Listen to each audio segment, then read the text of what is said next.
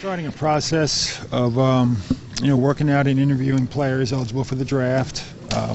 Some players can still withdraw. There's a date in June where they can withdraw, although we expect most of the players that have put their name in would stay in.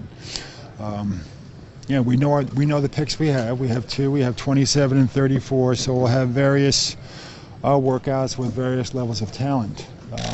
Obviously, today's group, are not players that we're considering, for the second pick in the draft. But there's a lot of players that we would consider at 27 and 34. Is there a certain amount of anxiousness that you have because you do have the second pick? Well, the anxiousness disappeared when I didn't see Philly at 7 and 6. Their number come up on the lottery last Tuesday. So at that point we realized we had a top 5 pick and we were going to keep it. Of course, it got better. Went from 5 to 4 to 3. Actually, a commercial break at 3 to add to the tension, and we ended up with the 2 pick. Mitch, you do your homework, you compile your notes. What are you looking for when the guys get on the court? Well, most of the players we've seen multiple times over the last 3 or 4 years. A lot of typically the kids that are high draft choices, and it's not a rule, but typically they go to school for a year or 2. So you get to see them less. We're not allowed in high school gyms anymore. So, for example, if you were to guess that this year's top 7 or 8 picks in the draft are the ones that you see in mock drafts, most of those kids are 19 years old.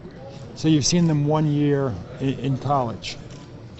Bringing them in this type of a venue, a lot of the kids have been in school 3 or 4 years because they're players that might be drafted in the second round, might not be drafted, or might be drafted late in the first round. And you'll end up looking at a lot of players that went to school for 3 or 4 years.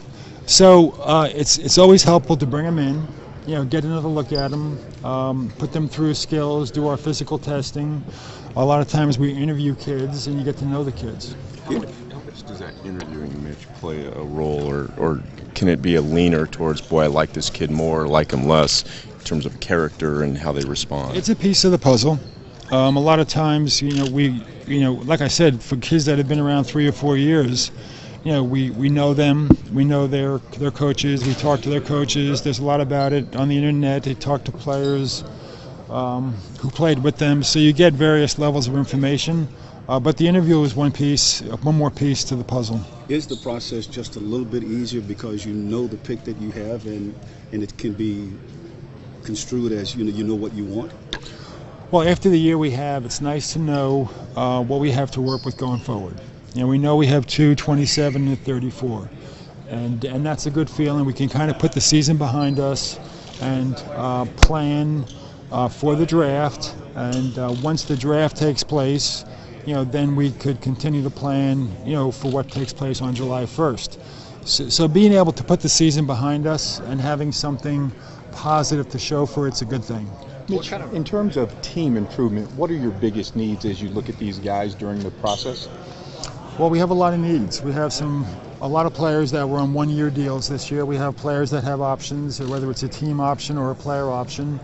So those questions remain, unanswered. We have a lot of roster spots.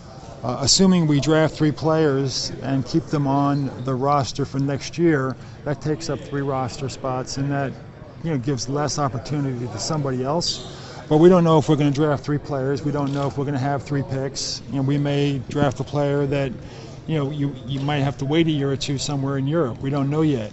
But our roster looks better, clearly, after getting the pick in the lottery last Tuesday. Mitch, how many players do you think you'll bring in that you might consider at number 2? Well, we'll probably bring in, as many as the representatives will allow us to bring in. If a representative feels that we're not genuine in considering that player at number 2, they probably wouldn't send him in. So we'd like to bring in as many as possible. There's the conception that there's 4 players there. I think there might be more. There are European players that might not be done playing and get time to come over here to work out. So I would say at least 4, hopefully 6 to 8. When do you think those would begin? I don't think they'll take place, this week, so you guys won't be here Thursday. I know that for sure. So you're free to do what you want to do on Thursday, hopefully in a week or two.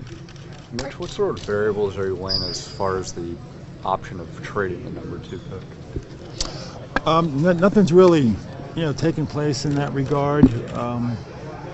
It would have to be a heck of an opportunity for us to consider doing something like that. What would you look for? What would constitute a serious thing that you'd have to consider? Well, you have to weigh it against who you think you will get at the second pick. And, we're a little bit impatient. So if you came across something that made your team better quicker, probably be a veteran, then that's something you would consider. But there's something to be said for having the number 2 pick in terms of building going forward. You're going to get a really good player. You're going to get a player under a contract that you'll be able to control for at least 5 years at a reasonable amount before you have to consider an extension. So those are pluses, in addition to getting a heck of a talent. Thanks, guys. Thank you. All right.